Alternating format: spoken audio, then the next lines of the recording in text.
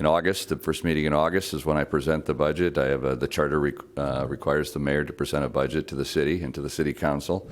That first budget, or that budget, in fact, the budget is the budget you see in front of you with just a minor change, but no real change in the expenditure piece. I want to start by there is a little bit of a change from now. What happens is I present the budget in August. Through the month of August, we had several meetings with the council. We go through trends. We look at how indicators. We look at trends of all of what we do, what it looks like over the next several years. We look at performance. How have we performed in areas of the budget? We go with our performance indicators. So in everything we do, we try to tie some type of evaluation to it as to are we spending money here? What is it doing? What is it doing to reduce crime? What is it doing to deal with congestion and road repairs, those types of things? So we add those things, and that's all part of the budget. In September, the council passes what's called the preliminary levy. That levy sets the ceiling on what can be levied in property tax. Now, that's always done, and when we present the budget in August, it's always done based on an estimate. And we don't actually know what that levy is going to be until the county certifies that, and then property tax statements go out in November. So there can be adjustments to that, and the reason the only change in this from the original budget in August is we've reduced the levy by a couple $100,000, and you'll see it when we go through the slides. And that is because we have a policy, and have had since I've been mayor, and both from the administration and the council, to not raise the rate, but to capture the growth. So when you can estimate the rate, and in years where it goes up or down, if that rate, in order for it to stay flat, you have to reduce that levy a bit. That's why that adjustment. We did that last year, if you recall. From September to, again, the truth and taxation to December, that was about $500,000. In this case, it's a little over $200,000 to reduce that levy to keep the tax rate flat. And I say that's the only change from that original budget that has been online, that has been discussed with the council, which we've had opportunities, lots of public meetings to talk about. And that's the only change that's before you tonight. And I'm going to go through some of how we get there. And this is the property tax supported budget. We were just talking earlier, and that's why, and I appreciate we didn't get too much into it, because that's the enterprise funds. Those are funds that pay for themselves through the users. Your utilities, your garbage, your parking, your River's Edge, the MEC, and street lights, and those types of things. This is the property tax supported budget, and I'll be going over what that does. How we get to this point, how we got to the August point, I should say, and all the way up to now, is we take public input. We take public input through lots of hearings, through lots of discussion. We take that discussion and those hearings before we present a budget to you. We take a lot of that input. So the budget that we bring to you oftentimes doesn't have a lot of changes, because we went through a lot of that public input, and we've gone in through that by goal setting. We'll be starting off again the new year in January, where the council and the administration, we come together and we have a retreat. We talk about goals going into the next few years. So we do a lot of that. We do a lot of public input from St. Cloud 101, and that input is suggestions from people. We try to continue to be more and more transparent, more and more accessibility. In fact, you're going to see, in fact, at the next council meeting, if those of you who were at St. Cloud 101, I know Councilmember Brandmeier was there, we had this whole room full of all what the departments do, and we've done that before. We're going to use this to highlight a lot of that. In fact, at the next meeting, we're going to be talking about utilities. So we're going to have, and this came out of the last meeting, what do you recycle? What can't you recycle? So we're going to be, Councilmember Lewis mentioned, we're going to be putting that up there. So we have it's called the wall of shame. Is that what you call it? All the things you can't recycle anymore. But it's going to be, we're going to do kind of a permanent display up here. So with tables where people can get information. So if you're at a meeting, come early. Sometimes we'll have staff, personnel there to answer questions always before. We're going to try to do more and more of that so people can do that in all parts of the budget. So you don't have to wait for a specific time of year. If it's 101, it'll be here, and it's a great use for the stage here in this room. So we're going to do that. But we also do surveys. We did a survey. The last time we did a survey, this was in 2019, and we are doing a survey again this coming year in this budget. We get an allocation of dollars from the state of Minnesota. So we pay for that with state dollars to be able to survey, because we usually collaborate with St. Cloud State University. These have been done in the past, but we survey for a couple of reasons. First of all, like any other business, I've owned a business for over 30 years. When you're in business, you want it's your customers. I don't know how many times you go to whatever you do, you get all kinds of little reminders. How did we do? So the government, I think, should survey to good or bad. We want to know what people think. So we did a survey, which actually had a high response rate, and this was 2019, and we're going to be doing it again in 2023. We ask the same questions every time we do it, so we can get a good baseline of what has changed over that period of time. And you can see from services, high numbers in all of those service categories. So people are pleased with the service. I'm going to be talking about budget and spending. So when I talk about we're spending less in some areas, that doesn't mean we're going less in the area of what people want us to do, and the quality of the service, the quality of the personnel and the staffing is high. So we survey, and then we ask the question when we do these surveys: what are your top things that you want the city to do in the next few years? And so we'll be doing that again. But I can tell you, in every single survey we've done, what always comes out number one: public safety, always. Road conditions. Traffic congestion sometimes alternates with some other thing that's in there. It could be depending on what's happening in the world and the country. I remember a number of years back, it was jobs, and that is gaining jobs in the community. Now it's workers. That would be completely flipped. I don't even think that would be in the top 100. Bringing jobs in, bringing workers in would be a high priority. But public safety and infrastructure. So we survey for those top things so we can determine what should we put our dollars into. So if these are the top three things, and I'm going to show you a little dollar bill I show every year, hopefully most of that dollar is taking care of the things that people want us to do, and you'll see in the budget that is reflected in that way. We have certain guidelines when we do our budget. First of all, we understand, and I clearly understand, I know the council does, this is not my money. And so we're entrusted with the dollars of our community. And that means that we have to be good stewards of those dollars. And we have to focus on what core functions of the city. And this is probably the most challenging thing for anybody who goes into public service. We go into public service, most of us, because we care about people. And we care deeply about how people in our community, their lives. And if there are challenges and there are things that are difficult for them at any level, we want to help. But you have different layers of government, and you have layers that aren't government. And if every single layer does everything for everyone, at some point you lose the resources to do what your core responsibilities are. I can tell you there's not a day, there's 2 emails today I read, where my heart on an issue that's in the city, but necessarily isn't a city issue, that I can't answer and ask for direct resources. But it's just not a city function. Is it a function of government? Yes. County function, some cases state function, a federal function, or a private function.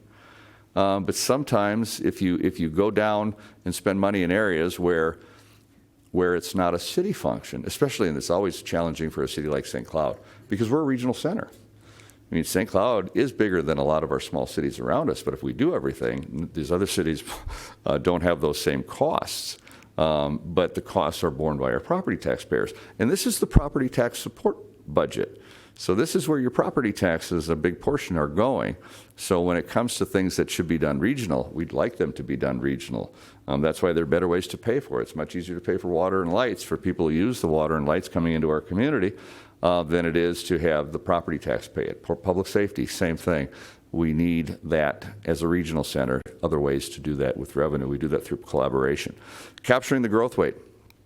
And this is where discipline is important. And I think oftentimes people lose sight of the discipline that we have to do in all the years when we don't have growth. And I know this is a challenging thing, because I'm going to be showing you, and it's important to have transparency, and we do this. And every year you've seen some of you probably memorized the value of my home because I show my property tax statement every year, and I'm going to show it again tonight because I think it's important to understand. I'm using a real example, my example. I could use all of your examples too, but I won't, nor would you probably want me to. But the thing is that it needs to be real because it's real for the folks that are experiencing it. And in the years when we had no growth, and when we had declining valuations, a lot of cities just raised the tax rate to make up for the loss of growth in property values.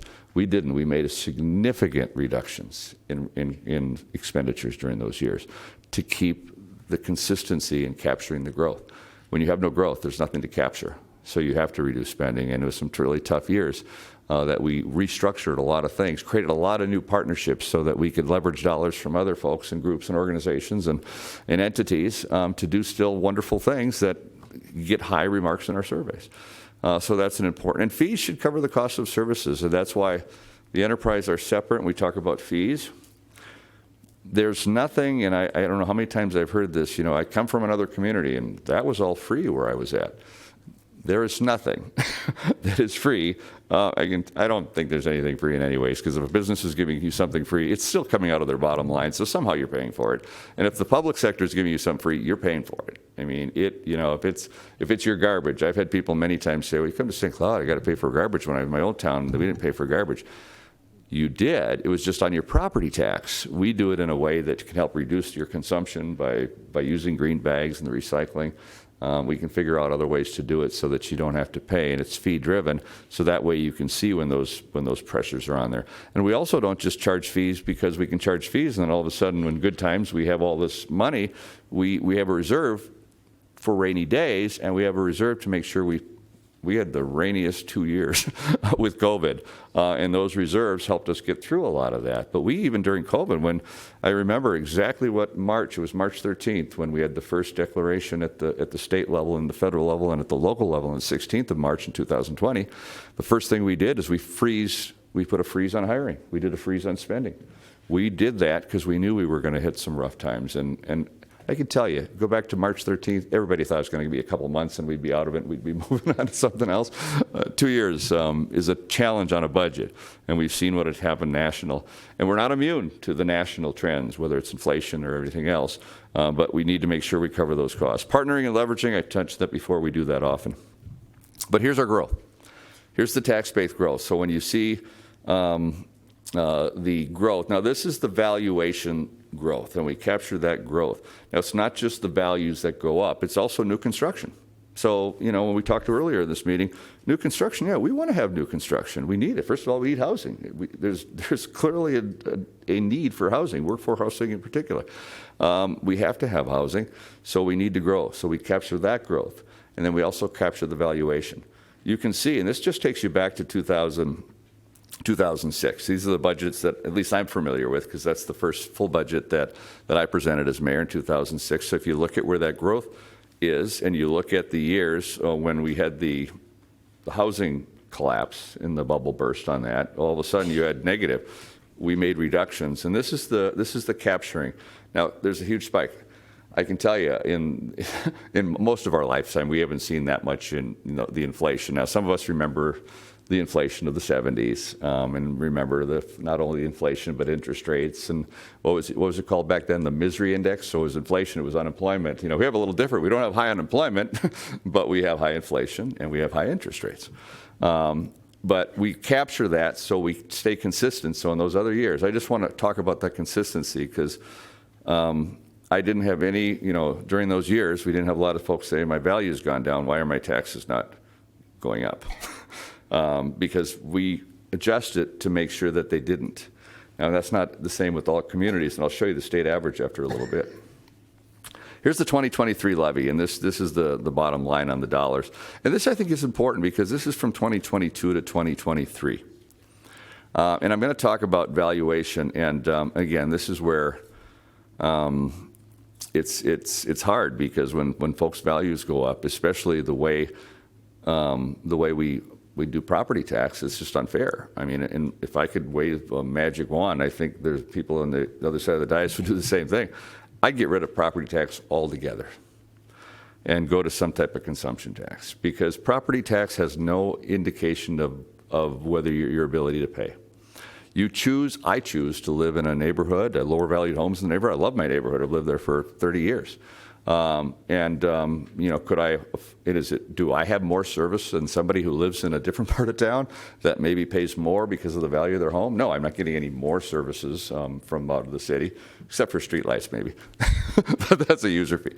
But the issue there is it's really an unfair tax, because it's based on the value of your property. That's how we do. We don't set the value of your property. As much as people think that the city does that when we need new revenue, we do not set the value of your property. The market sets the value of your property, and the state has a formula that makes sure that happens. And I can tell you, we've actually been criticized by the state because we underestimate in a lot of years what those values are. And so the value goes up, you capture that growth. But more important than any of that, we wouldn't just be doing it if we didn't have a spending need. There is a spending part of that. So I know I had some folks say that, well, my value went up, a certain percentage, whatever you name, any percentage, it's probably somebody is equal to that. And I'll show you mine in a little bit. You'll be surprised with the percentage that I had in there, over 40, I think about 47%. That didn't mean that city's spending went up 47%. The spending went up to capture the growth. So it's $4 million from last year to this year. Now, on a percentage-wise, that stays right around that growth, that 4% growth in that period of time. That is below inflation. That's below the level of inflation. And I can tell you, our fuel prices for the city of St. Cloud went up significantly. Diesel, even though it's coming down, but diesel is over $5 a gallon. Was it over $5 a gallon when we were looking at budgets a few years ago? No. I remember when diesel was less than regular, and now it's far higher than regular. And I think oftentimes people who don't use diesel don't realize how high that still is. And we have a lot of snowplows. We have a lot of our refuge vehicles and other things that use diesel, so that's high fuel. A cost of our construction, the road construction we've done. We hit the market in the right spot when we put a lot into it a couple of years ago, but we've seen tremendous inflation in those construction projects. Employee shortages that we have, and you look at the challenge we have there retaining in every sector of our, I think in the country, employment, it's hard to get employees, it's hard to retain employees. So employment, insurance, we're self-insured, those costs go up.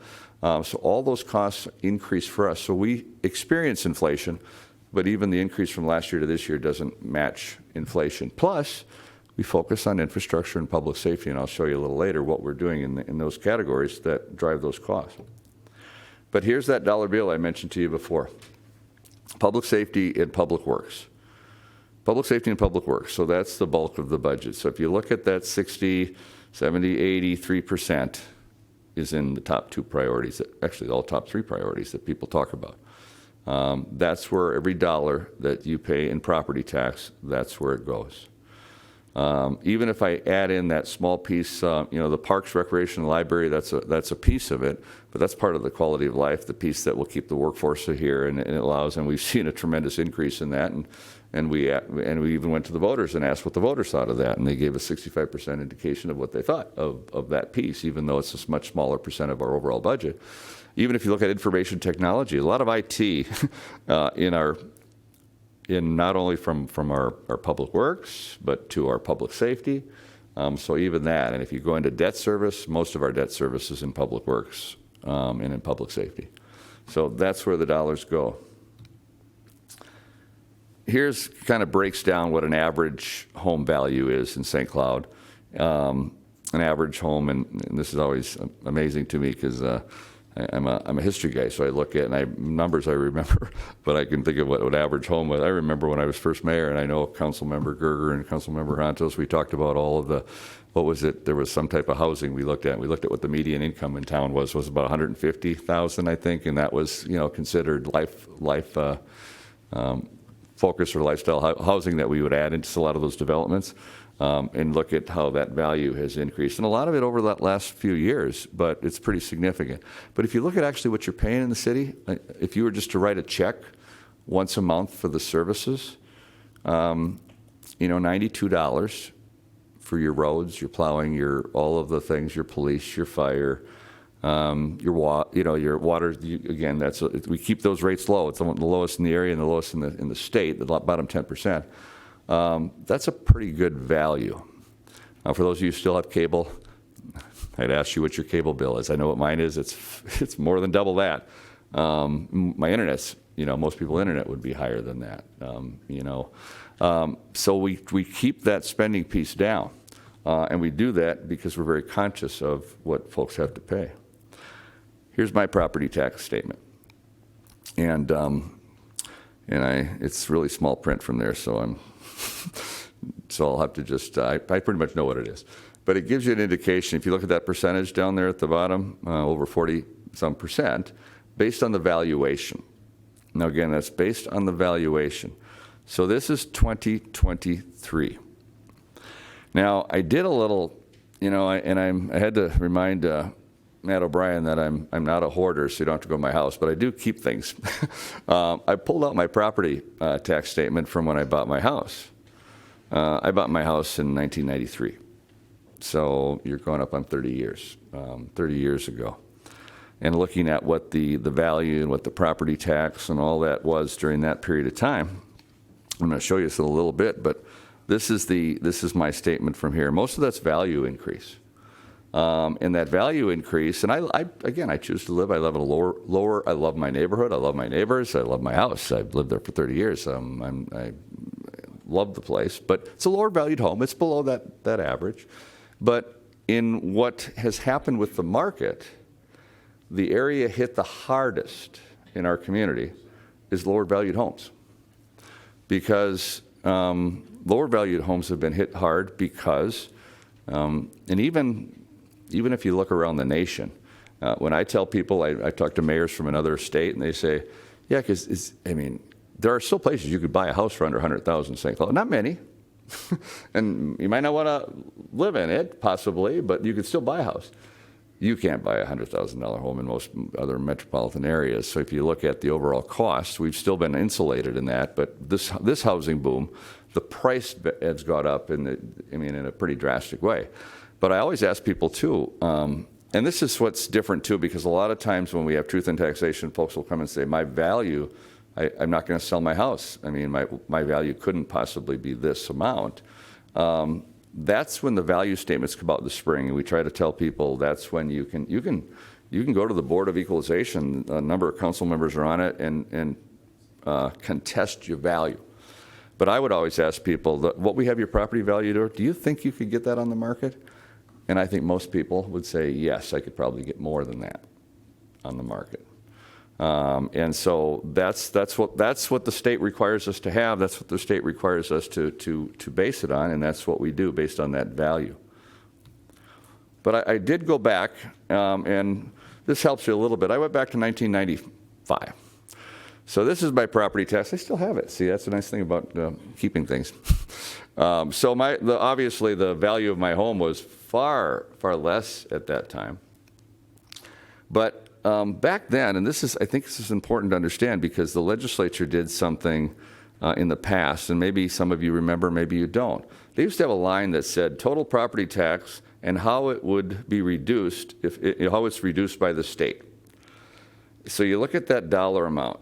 It's $2,000. If you look payable into 1995, it's over $2,000.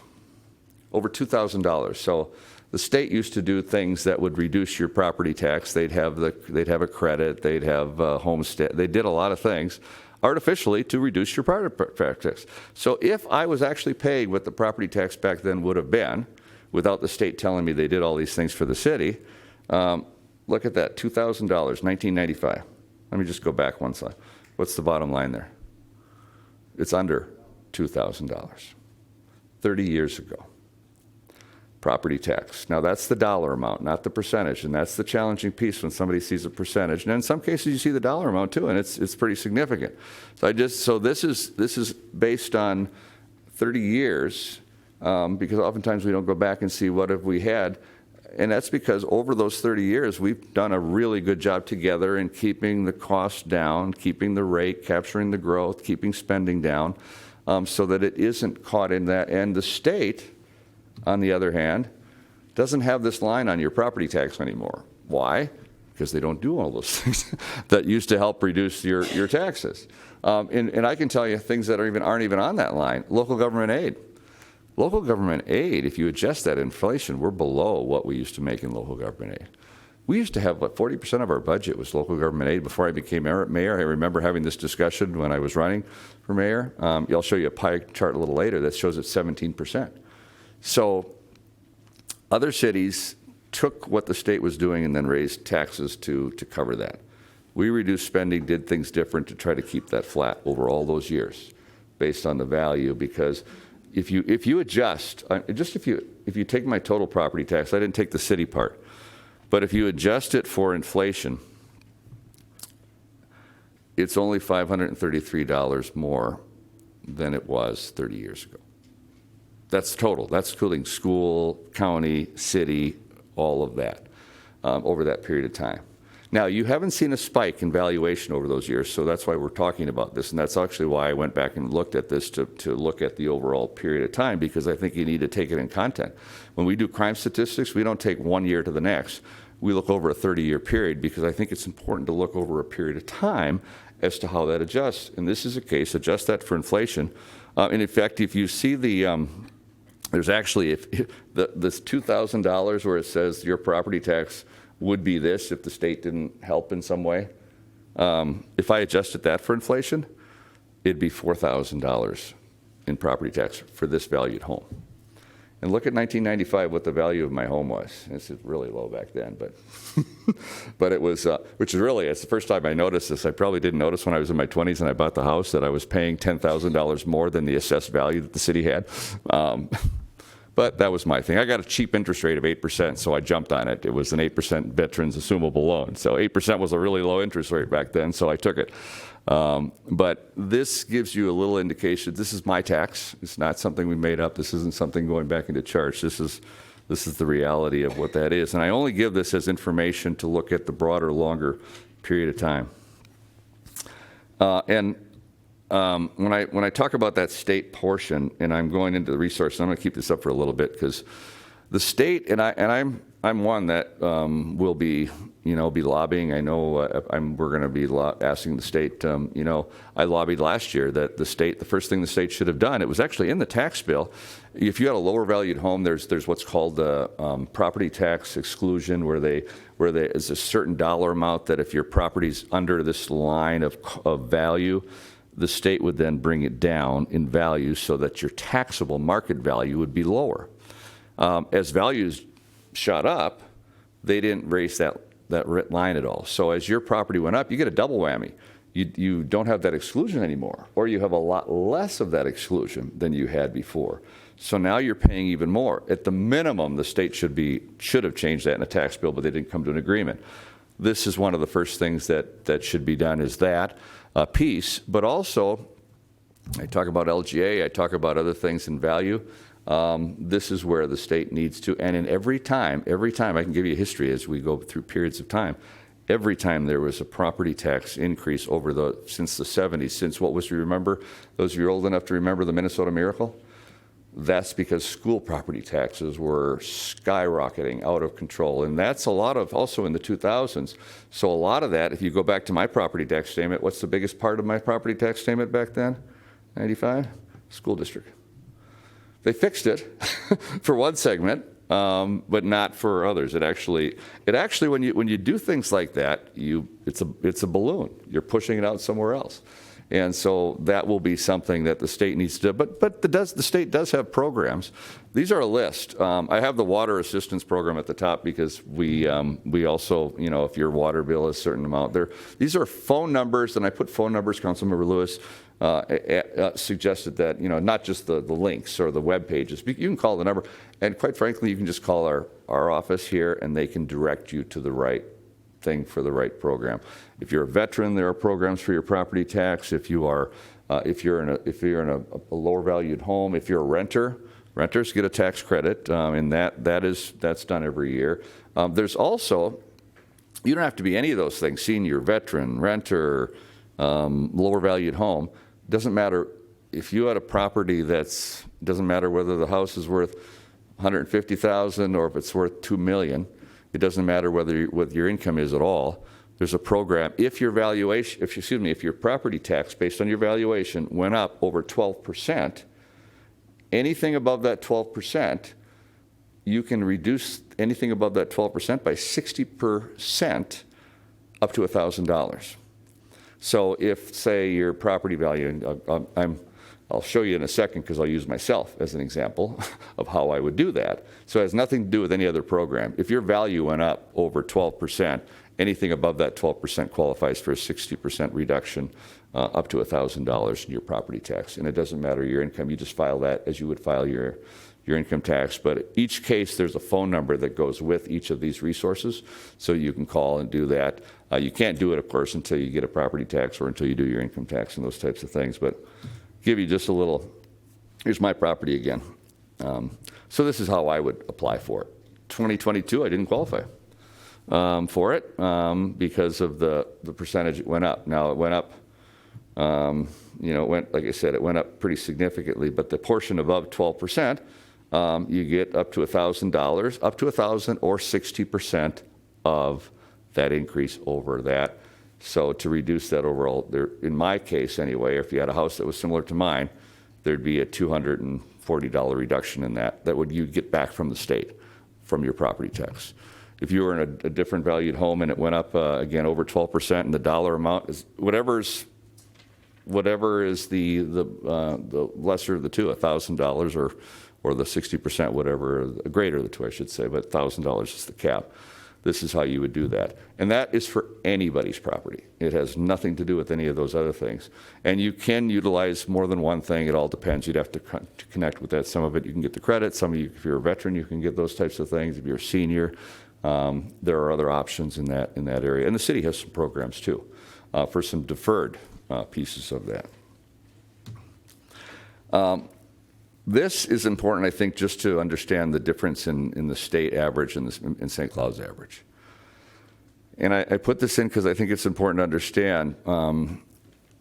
We have been keeping that down purposely because, again, we understand it's not a tax, it's not a fair tax, but it's something we have. It's the only way we can fund some things that we do. And this is the challenging piece too, because the budget and the spending piece are things that we have to do. They're core services, and I don't think anyone would disagree with what we are asking to do when we do the spending piece. And I'll show you a little bit about how spending has changed.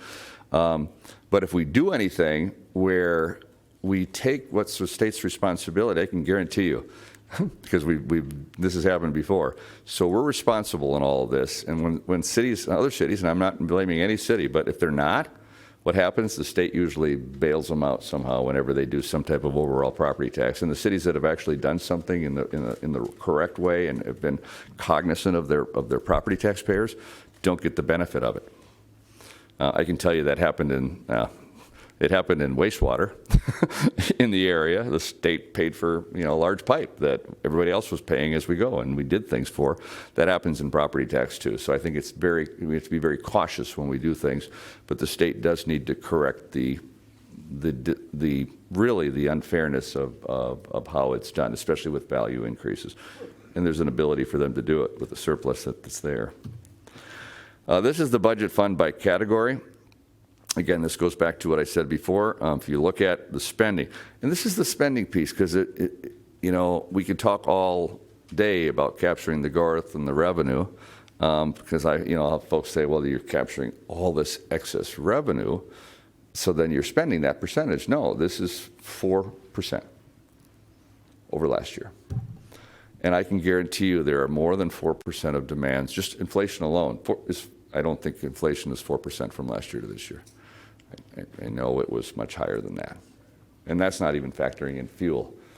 Some of the things that part of inflation and the lack of employees and those types of things, that's a 4% increase. But I want you to look at that 2023 budget line. This is the governmental funds budget by category. This is 2023.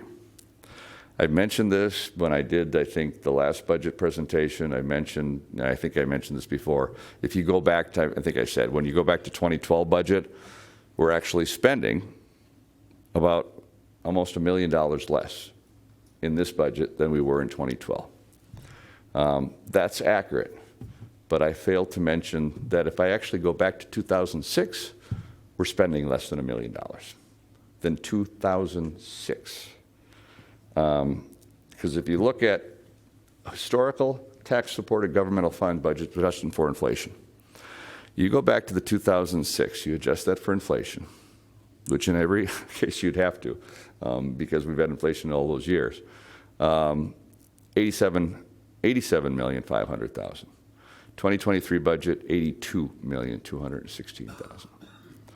That includes adding what we've added, because we've had some really tough years where we've made some reductions. We've had some tough years where we've changed how we fund things. I mean, we used to not be held self-insured when we did insurance. Do you remember how, those of you on the council, remember how much those rates of insurance went up for our employees over those years?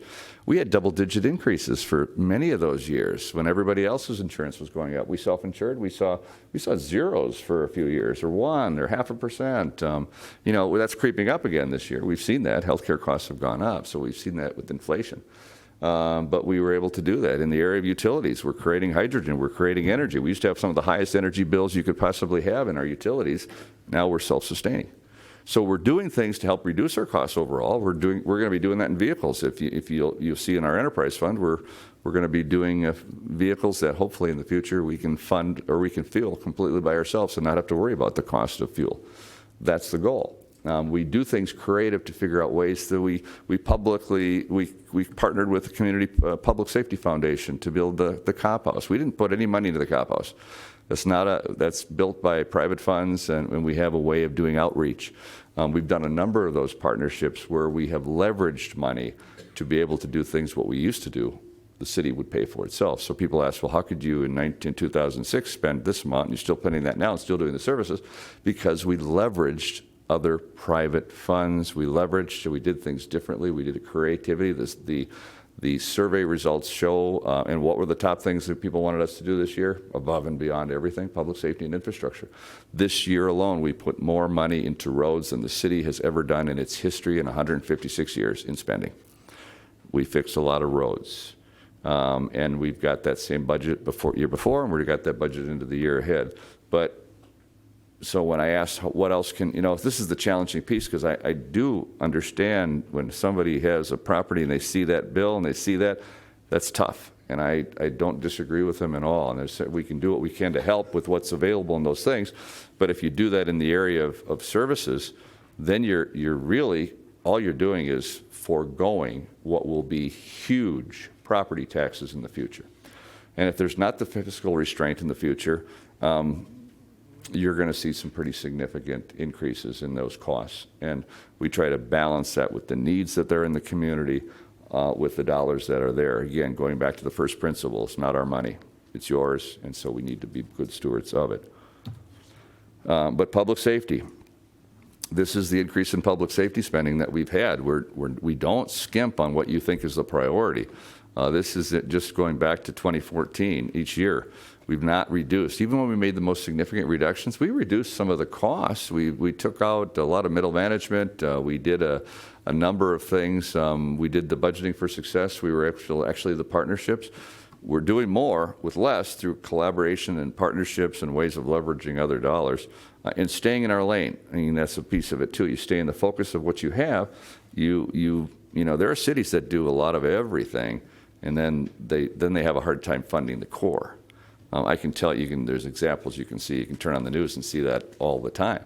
I was just watching a news report coming over here tonight in one of the largest cities in Minnesota, just going to LED lights for street lights. We went to LED years ago to save money on energy, but it's an energy savings, so to help save the cost that we were paying for. And then we went to a streetlight utility to make it even more obvious where a streetlight's cost is. We created the whole utility, so we made that something that we could put all over the city, even in the south side. But we went to something that some cities are just doing now. Here's by type again. This gives you that percentage. It's just again showing you the funding and the percentage overall from last year to this year. If you look at governmental funds budget, where does the money come from? This just gives you a better example. That LGA that used to be a bigger piece of the pie, You know, in all government funds, you know, you were way high. In fact, during those times, we were 17%. So it has to go somewhere. You still have to do those services. It's just we've had to do it in a different way and creative way. So the state's not covering that, which I believe they should. But if you look at local government aid and property, you know, taxes, property tax still is the bulk. This is a property tax supported budget. But you see where most of it is.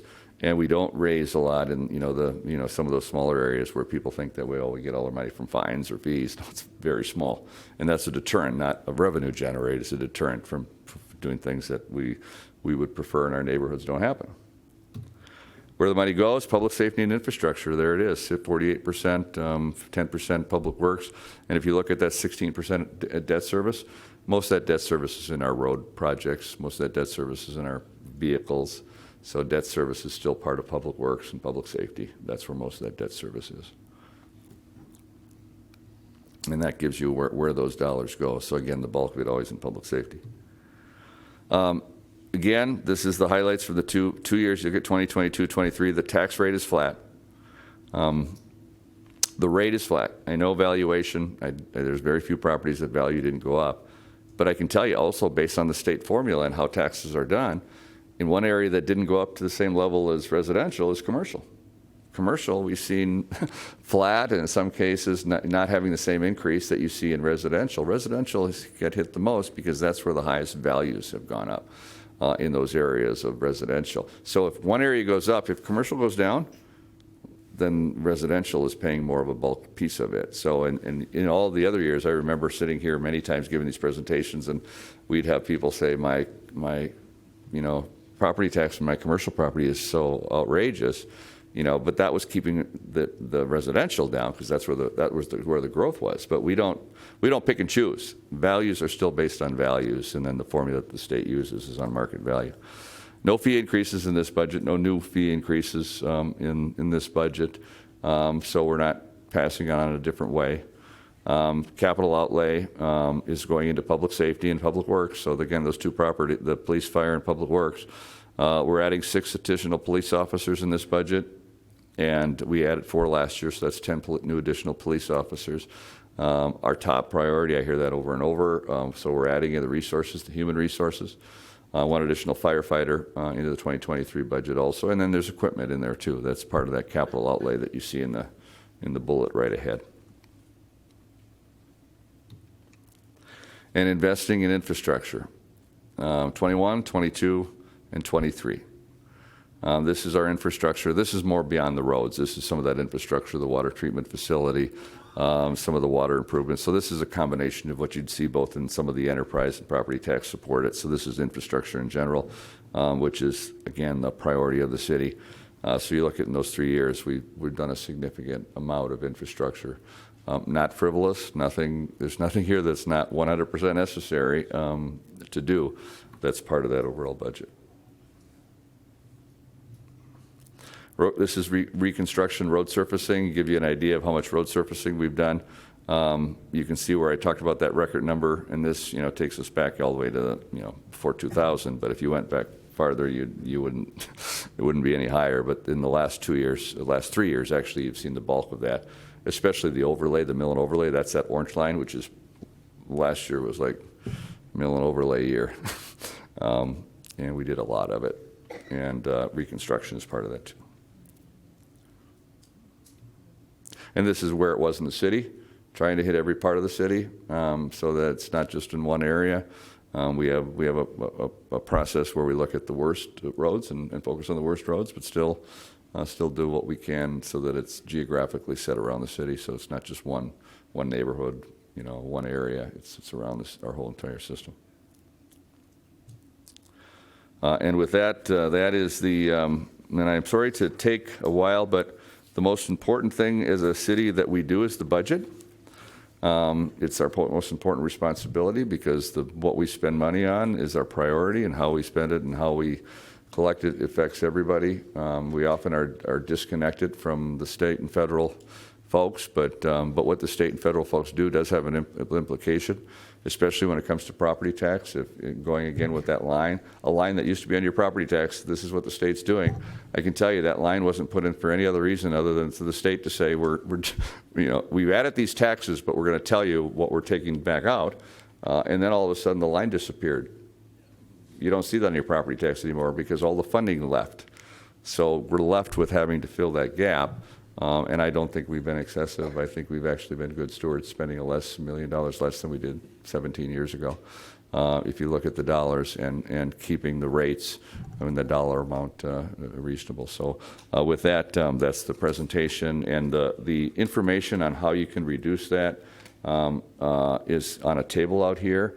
All those numbers and what I showed on that graph, that's also on our website, so you can link to those, but you can also call, there's phone numbers on each one of those too, any of those programs. Or if there's an issue that you don't see you qualify for any of that, call our folks and there are other ways that there are groups and organizations that help with that, but we make sure that there are programs in line, especially if you've seen a significant cost increase based on the increase in valuation.